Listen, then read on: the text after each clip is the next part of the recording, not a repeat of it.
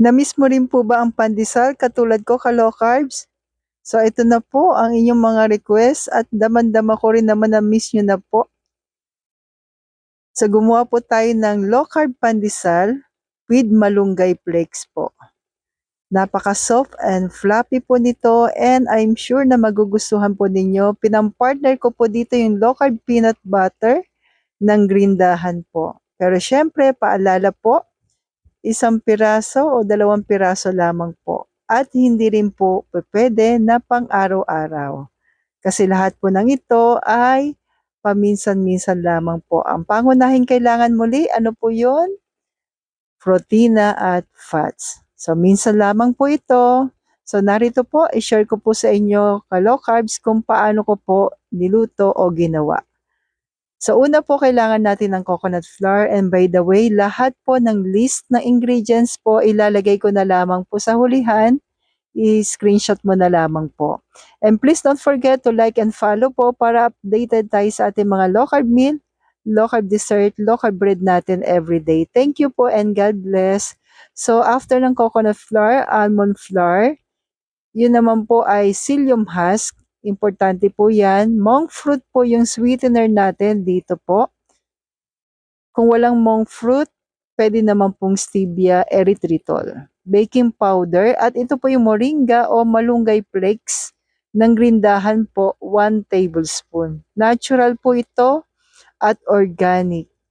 So lahat po ng dry ingredients, after natin mailagay sa isang lalagyan, i-mix muna po natin. Yan, mix-mix lang po natin.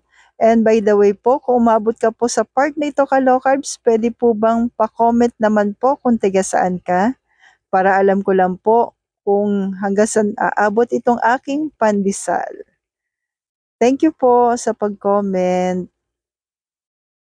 Then after natin itong ma-mix, ihahanda naman po natin yung ating liquid ingredients. So ang laki ng kaibahan ano po sa pandesal ng high carb tsaka ng low carb. Kasi yung pandesal ng high carb po ay all-purpose flour. So ito almond flour tsaka coconut flour. So ito po yung ating egg white, 8 pieces po yan. Tapos yung melted butter po at yung vinegar or apple cider vinegar. Paano po pag walang apple cider vinegar? Pwede naman po yung white vinegar. Okay, yung mga suka na gamit lang natin sa kusina. So, after nyan, na-mix na natin liquid ingredients, pagsasamahin na po natin yung dry ingredients at yung liquid ingredients po. Then, mix po natin na unti-unti or dahan-dahan. Yan po.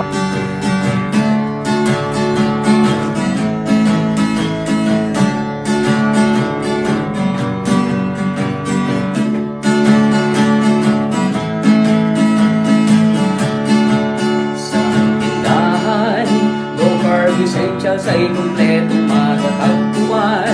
Katulong mo sa pag-ayos ng iyong kalusugan. Marami kang pagpipilian sa Jetter's Grindahan.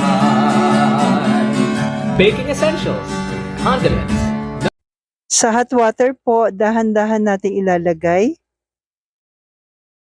Then, mimix po. At may sugar-free ulam pa. Happy ang pamimili sa Jetter's Grindahan. Sa tindahan, low carb essentials ay kumpletong matatagpuan. Katulong mo sa pag-ayos ng iyong kalusugan. Marami kang pagpipilian sa Jetter's Grindahan.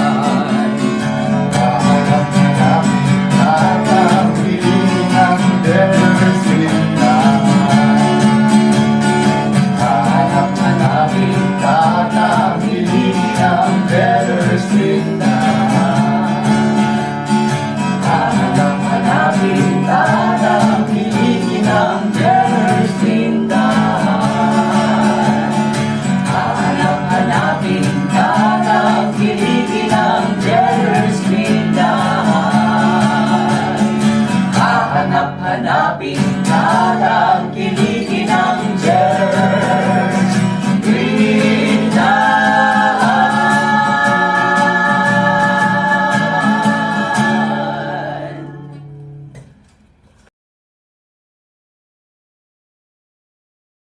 after natin mapagulong sa psyllium husk, low carbs, hiwain po natin doon sa, depende sa desire nyo po kung gaano kalaki po.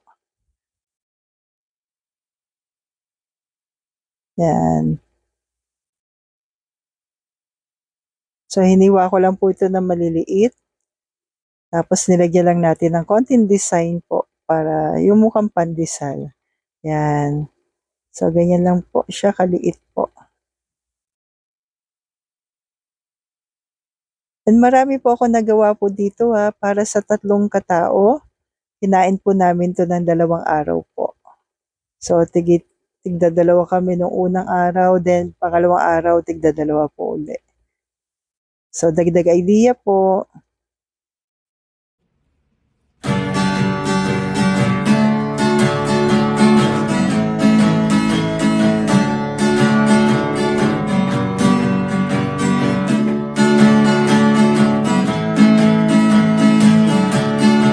Sa tindahan, low carb essentials ay kumpletong matatagpuan. Katulong mo sa pag-ayos ng iyong kalusugan. Marami kang pagpili